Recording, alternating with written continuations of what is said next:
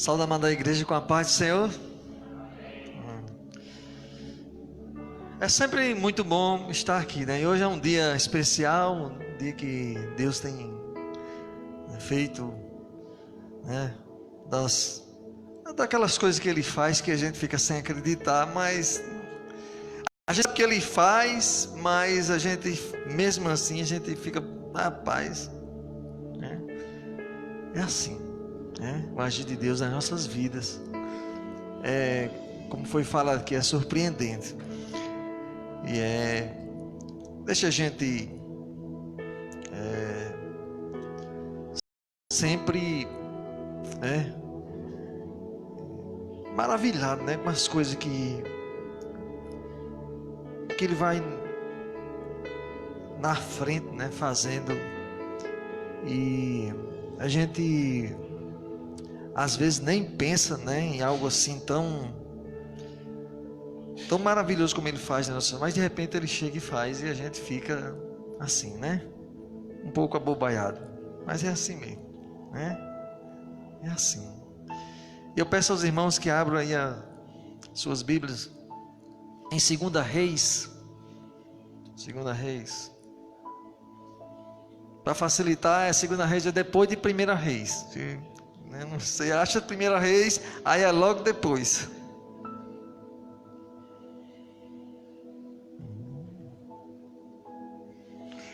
É no comecinho ali, é no primeiro texto da Bíblia.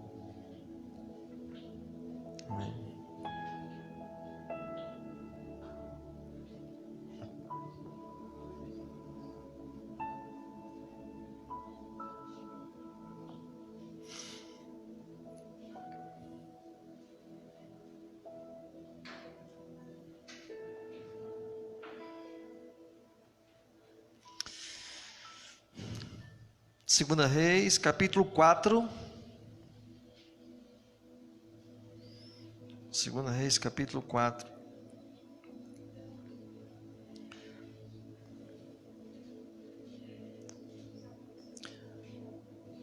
Nós vamos fazer aqui uma leitura do capítulo 4, do versículo 38 até o 41, mas eu vou inicialmente ler apenas o 40 e a gente vai orar. Oi? O versículo 40, nós vamos ler, e depois a gente volta para o 38 e vai ler. A gente vai ler e orar. E a palavra do Senhor diz assim, né? 2 Reis, capítulo 4, versículo 40, diz assim: o ensopado foi servido aos homens, mas logo que o provaram, gritaram: homem de Deus, a morte na panela, e não puderam mais tomá-lo. Oremos, irmãos.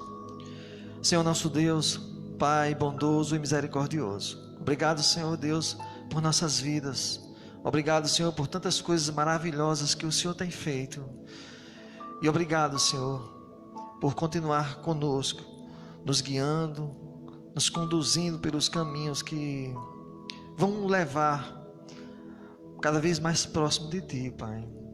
Obrigado, Senhor, por tantas proteções que a gente sabe que o Senhor tem, nos colocado na nossa vida, nos guiando, nos protegendo de todo o mal que se apresenta, das coisas que muitas vezes nos envenenam. E obrigado, Senhor, por esse cuidado, Pai. Então, envia o Teu Espírito, Pai, para que Ele venha tocar nossas mentes, nossos corações, para que a gente venha compreender o que será falado aqui, Pai. E que eu venha falar aqui somente o que é a Tua vontade, Pai. Que não venha falar aqui nada que seja diferente do que o Senhor quer que eu fale, Pai. Mas nós entendemos que é preciso que o Espírito Santo toque nossos corações para que de fato a palavra faça efeito, Pai. Então, pedimos que a todo tempo o Senhor esteja conosco nesse momento. E oramos em nome de Jesus. Amém. Amém. Essa passagem na Bíblia tem, a maioria das Bíblias tem aí falando sobre morte na panela. Eu vou começar aqui para a gente entender um pouco do contexto a partir do versículo 38. E o versículo 38 diz assim: Depois Eliseu voltou a Gilgal. Nesse tempo a fome assolava a região. Quando os discípulos dos profetas estavam reunidos com ele, ordenou a seu servo: ponha o caldeirão no fogo e faça um ensopado para esses homens. A gente tem esse período aqui que o profeta Eliseu viveu, era um período que aquela região ali estava passando muita fome. E aí eu, meditando nessa questão da fome aqui, a gente é sempre bom a gente fazer uma reflexão, né, sobre o que é que nós estamos sentindo fome. Não da fome de alimento, não, mas da fome espiritual. O que é que a gente anseia, né, digamos assim, nos alimentar? O que é que a gente tem sentido vontade? E qual é o alimento que nós estamos de fato consumindo? Ou será que nós estamos nos envenenando? Então eu quero que vocês façam uma reflexão, cada um, e pense assim: o que é que eu estou consumindo? O que é que eu tenho colocado? Qual é a principal prato da minha dieta espiritual? Vamos refletir sobre isso.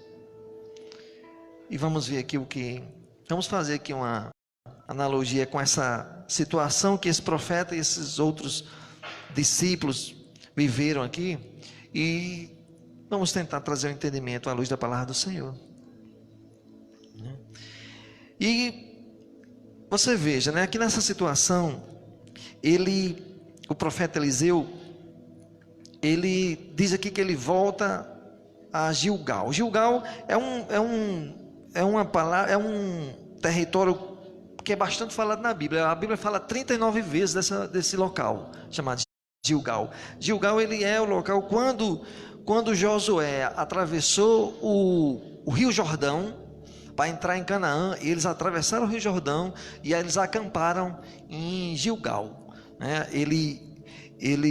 Moisés morreu, entregou, passa a direção do povo de Deus ali para Josué, e Josué atravessa o Rio Jordão, né, de uma forma surpreendente, como Deus faz, né? Ele abre o Jordão do jeito que eles atravessaram o Mar Vermelho para sair do Egito, e ela acontece a mesma coisa. E eles passam no rio a seco, chegam do outro lado e eles acampam num território lá chamado Gilgal. E esse Gilgal é próximo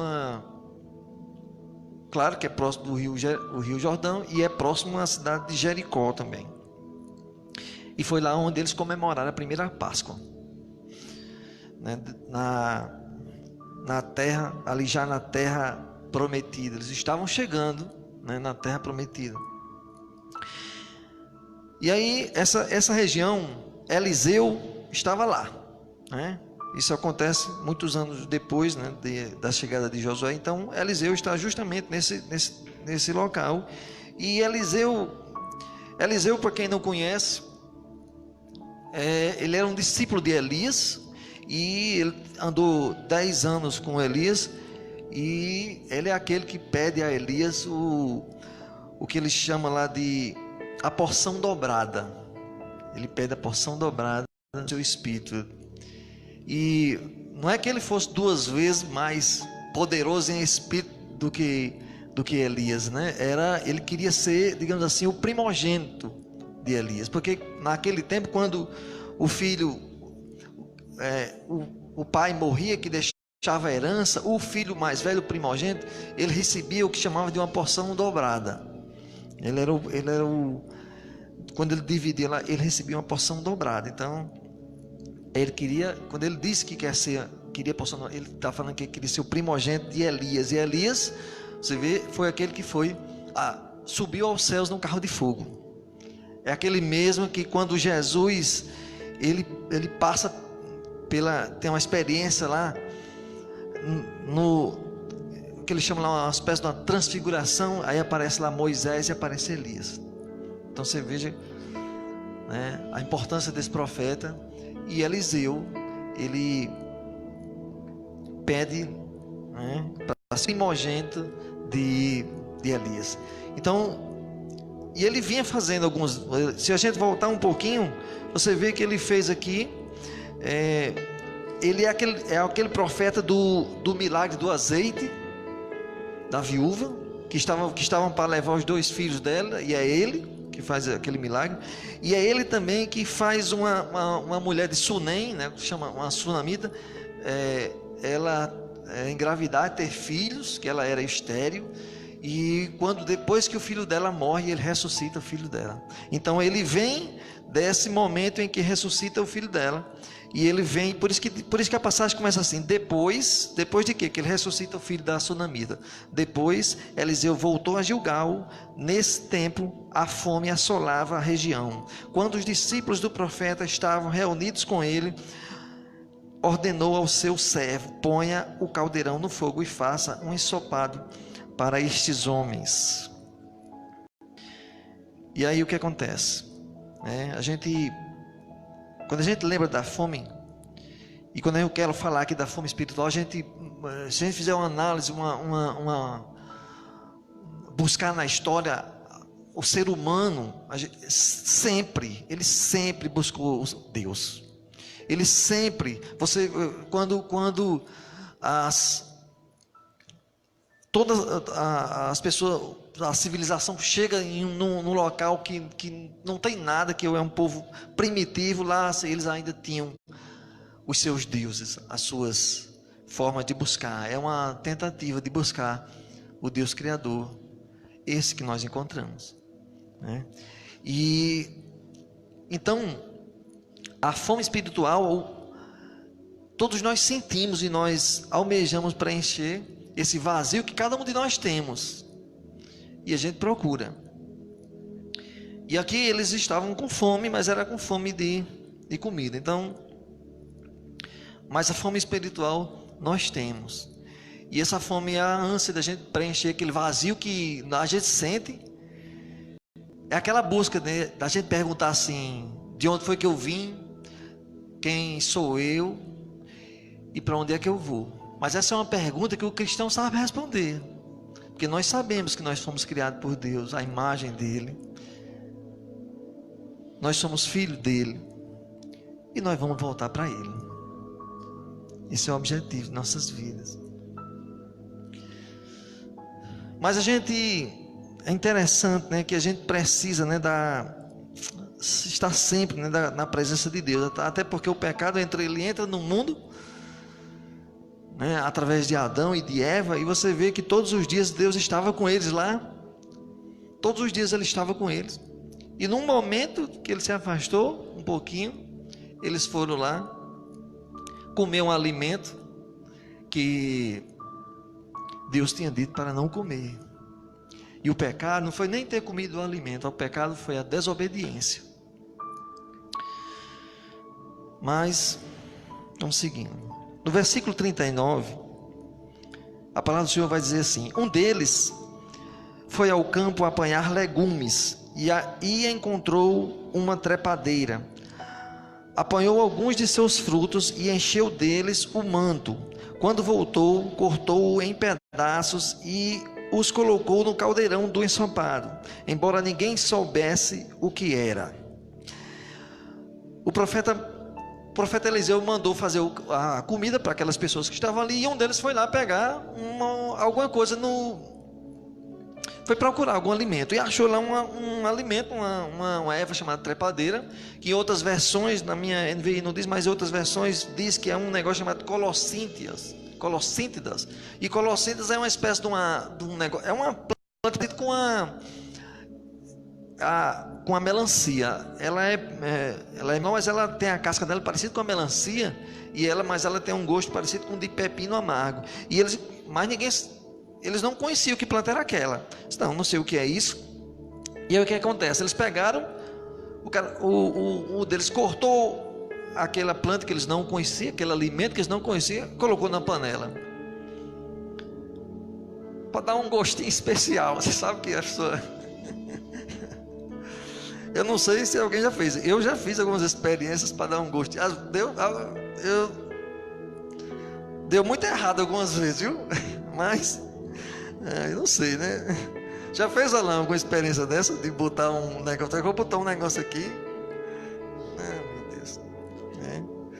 Uma vez eu me lembro, uma vez estava eu, George e o meu primo Marcelo, a gente em Natal, a gente tudo com fome, a fome maior do mundo.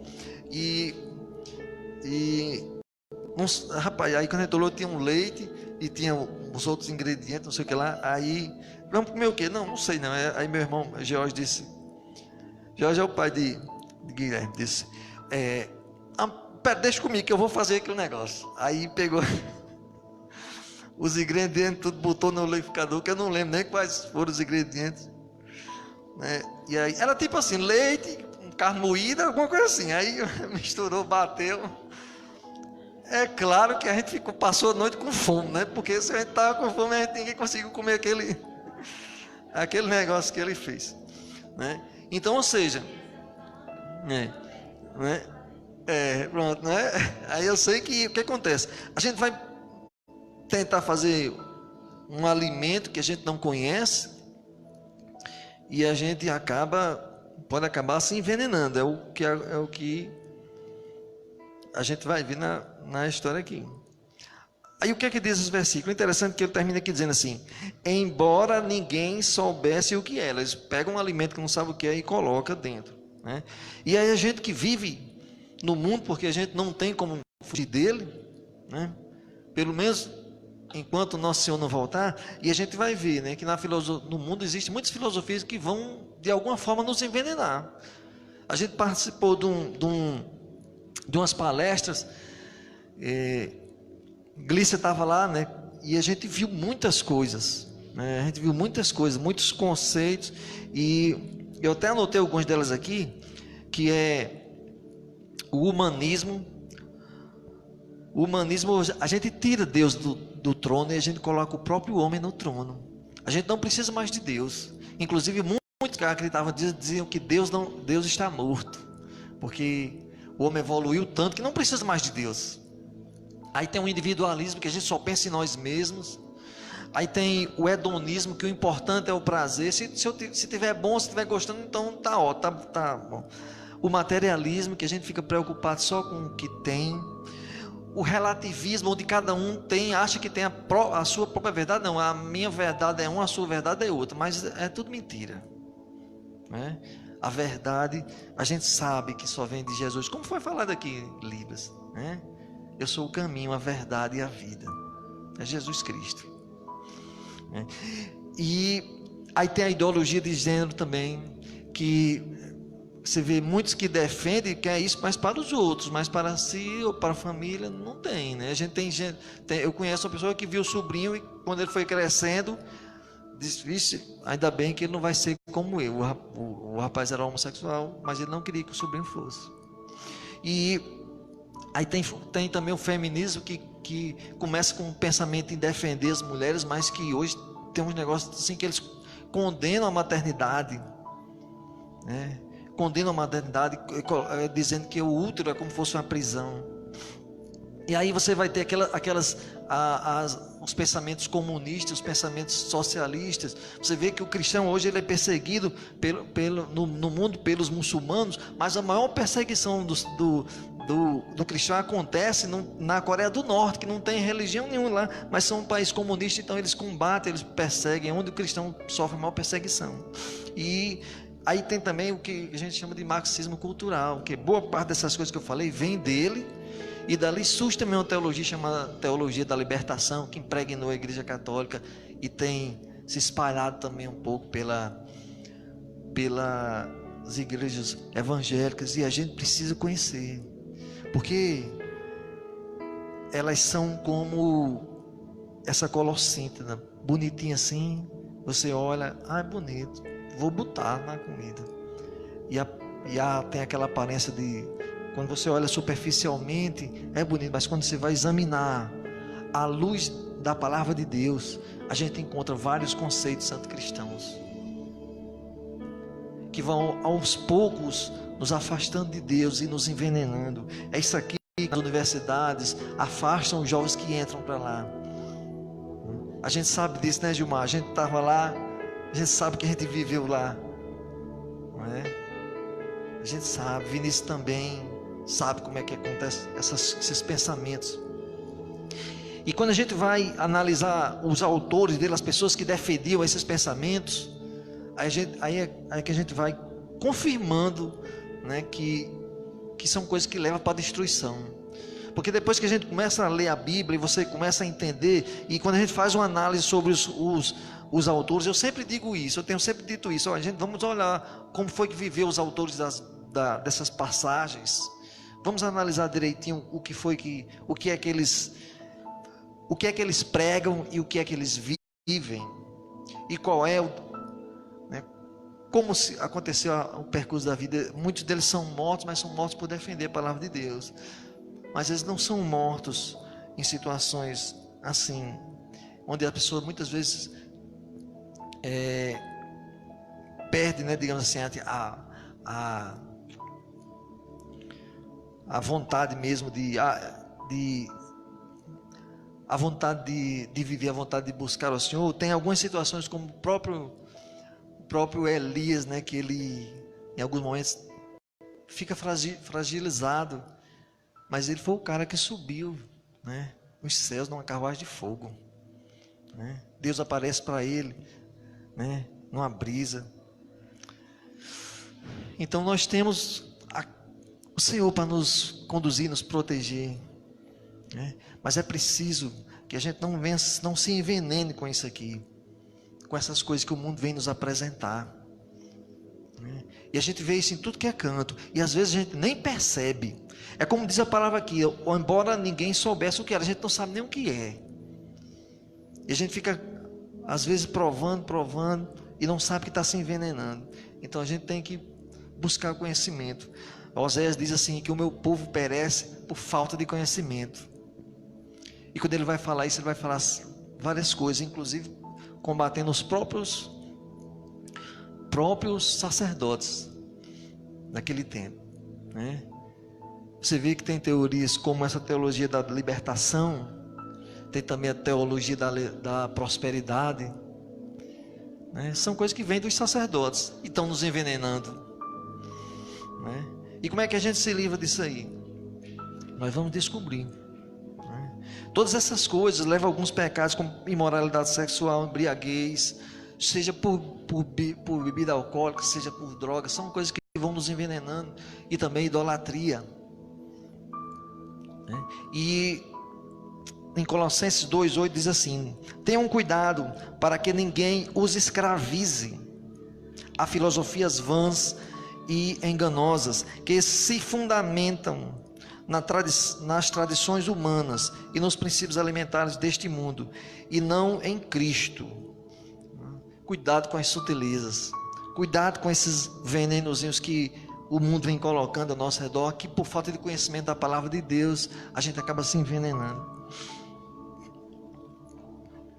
No versículo 40, que foi aquele que eu li a princípio, o ensopado, depois que eles colheram as plantas, depois que colocaram aquele tempero novo ali, diferente, que ninguém sabia o que era, aí ele diz assim: o ensopado foi servido aos homens, mas logo que o provaram, gritaram: homem de Deus, há morte na panela, e não puderam mais tomá-la. Então eles perceberam, quando eles ainda chegaram a provar,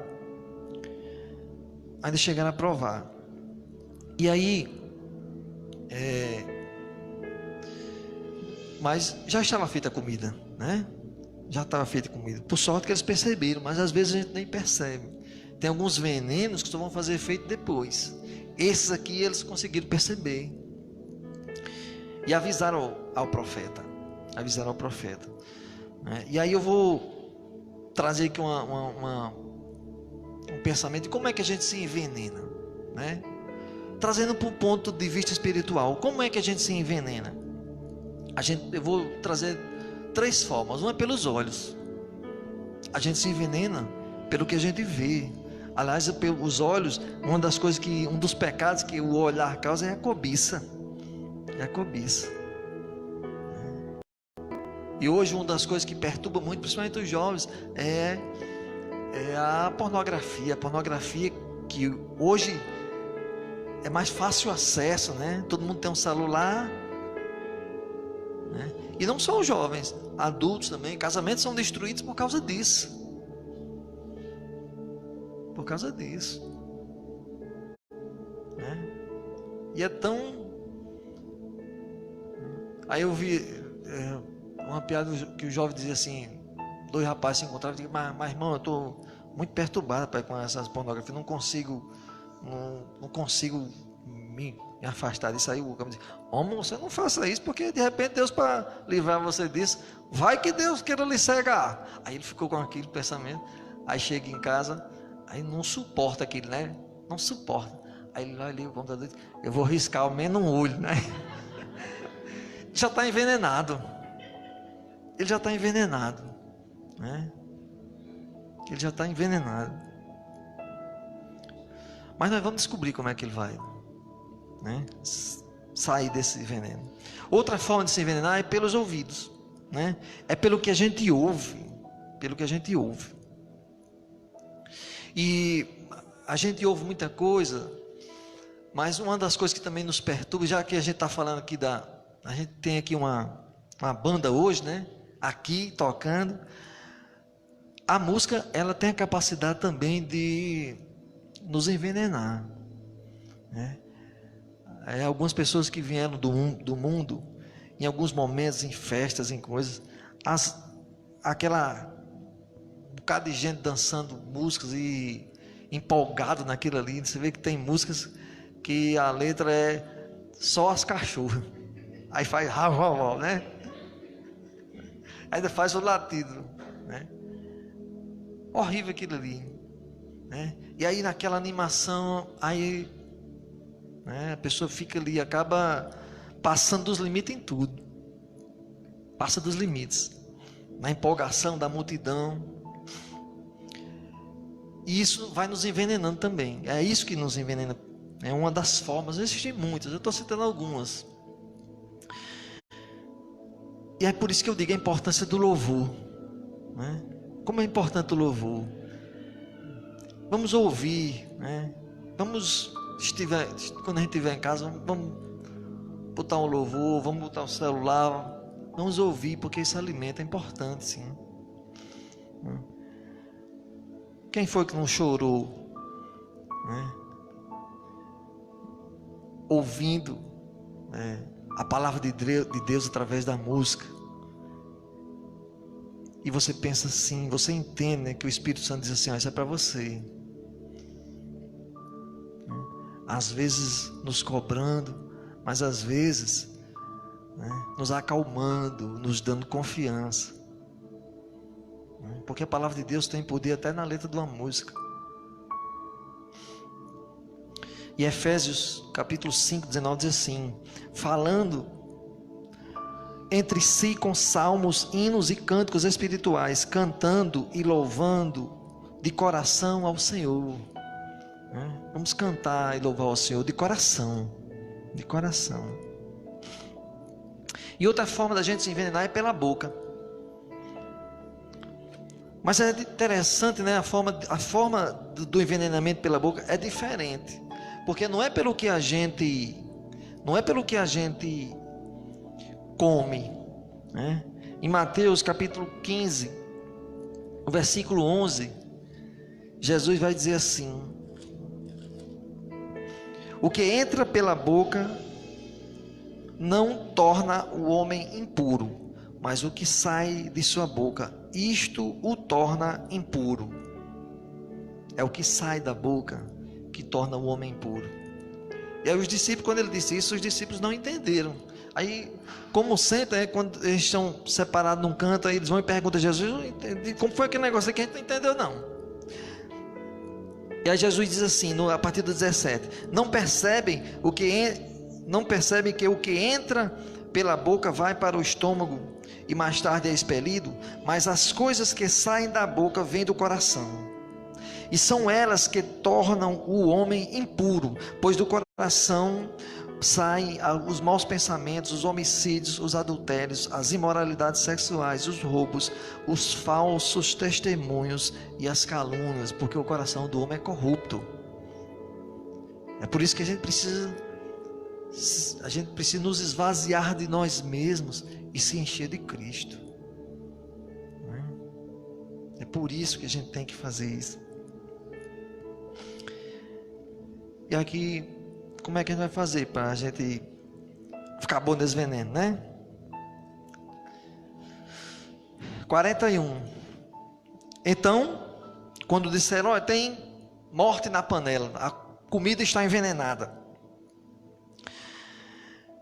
Então Eliseu pediu um pouco de farinha, colocou no caldeirão e disse: "Sirvam a todos." E já não havia mais perigo no caldeirão. Aí eu pergunto, irmãos, ele colocou lá um alimento que neutralizou aquele veneno. É claro que com o poder de Deus que havia sobre ele também, né? E aí o que é, irmãos? Qual é o alimento que vai reverter o efeito desse veneno? É o pão do céu. É o pão do céu. Eu queria dizer, coincidentemente é o nome do programa, mas não dá para quem vive nos caminhos do Senhor sabe que não, né? Que nada é coincidência. Que nada é coincidência. Né? Quando a gente vai pregando, você descobre, né? Vai buscando o entendimento da palavra, e é o Espírito Santo que vai lhe mostrando, né? O que você vai dizer, o que você vai falar. E quando eu vi, né, quando eu percebi que o que acaba com o veneno do mundo é justamente a palavra de Deus, é o pão do céu, isso me deu, né, é mais uma confirmação das coisas que a gente vem fazendo. A gente está com planejamento de fazer o programa. Shalom falou, vai falar, né? Depois, pronto. Pois é. Mas e aí, como é que a gente vai então nos alimentar? Do mesmo jeito que eu fiz, né, do envenenamento, eu vou falar aqui sobre como a gente se livra disso, né? Pelos olhos, nós vamos observar, né, como é que vivia Jesus, como é que vivia aqueles profetas, como é que eles fazem, qual é a atitude deles. E aí, observando isso, né, nós vamos procurar agir da mesma forma. Como Paulo tem dito, né? Sede meus imitadores, como eu sou de Cristo. É imitando. Porque como já foi dito, todo mundo sabe, né? Que já foi dito muitas vezes, mas nós somos a Bíblia que muita gente não lê. Então ele conhece o que é cristão, baseado nas nossas vidas, no nosso comportamento. E quando como é que a gente se alimenta pelos ouvidos, né? É claro, ouvindo a voz do Senhor, né? E ouvidos é só algo que, uma metáfora, porque na verdade a gente ouve a palavra de Deus lendo a Bíblia, lendo, né? A gente viu até esses dias, tem um desenho, foi no grupo, foi? A pessoa dizia assim: "Senhor, fala comigo." Aí era uma chave, aparecia assim a figurinha, dizia: "Senhor, fala comigo." Aí aparece, o céu abre, aí aparece Deus assim, entregando a Bíblia pro cabo lá. Ele fala através da palavra de Deus. Ele fala também de outras formas, né? Quem já viveu algo sobrenatural sabe, mas não é que a gente vai ficar todo dia, né? Não vou ler a Bíblia não, Deus vai falar comigo, não é assim. Mas vamos ler, né? Vamos ler. E pela boca, né? Como é que a gente faz para a gente se alimentar pela boca?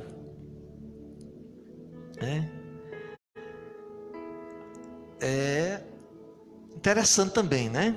É parecido com que a gente se envenena, né? A gente se envenena pelo que a gente diz, né? Pelo que a gente fala.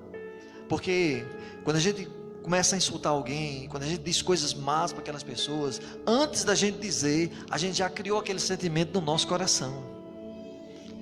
E a gente está se envenenando. Mas quando a gente está com o coração cheio de Cristo, o que a gente vai falar é dele. É sobre o que ele, a vida dele, sobre o que ele, qual é a proposta que ele tem para as nossas vidas. E a gente,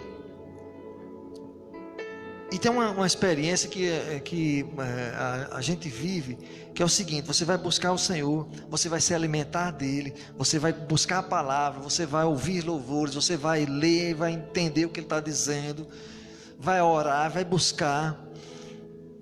E tem um momento que você está tão cheio do Espírito, está tão cheio do Espírito, que você vai sentir aquela vontade muito grande de passar isso para frente. Você vai sentir aquela vontade de sair pregando, de lavar a palavra para alguém. Tenho certeza que muitos de nós aqui já, em algum momento de nossas vidas, já passou isso. E que quando passou algum tempo parado, sentiu aquela necessidade. Sentiu aquela necessidade assim, queimando. Não, eu tenho que entregar, nem que seja um panfleto. Não? Porque isso, quando a gente está cheio, a gente sente essa vontade.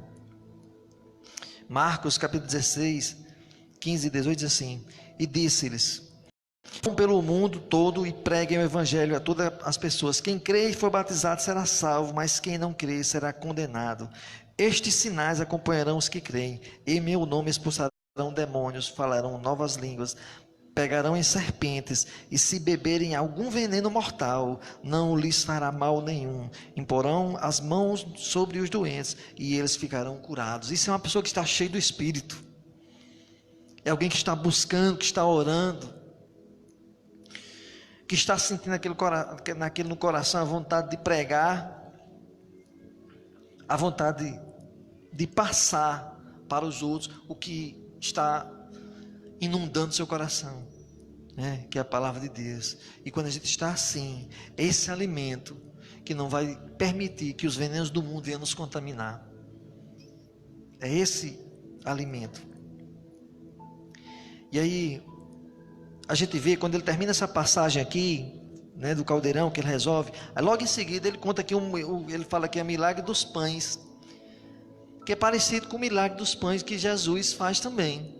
Ele diz assim: veio um homem de Baal-Salisa, trazendo ao homem de Deus 20 pães de cevada, feitos dos primeiros grãos da colheita, e também algumas espigas verdes.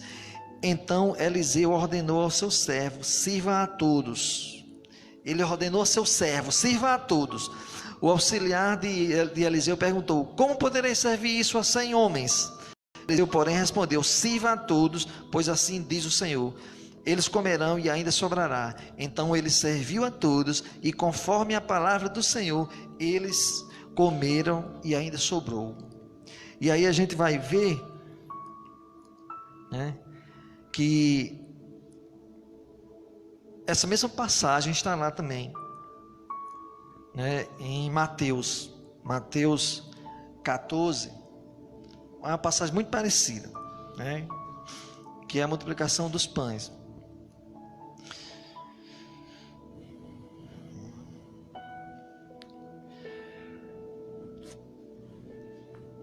(14:19) E ordenou que a multidão se assentasse na grama, tomando os 5 pães e os 2 peixes, e olhando para os céus, deu graça e partiu os pães. Em seguida deu aos discípulos, e estes à multidão. Todos comeram e ficaram satisfeitos, e os discípulos recolheram 12 cestos cheios de pedaços que sobraram.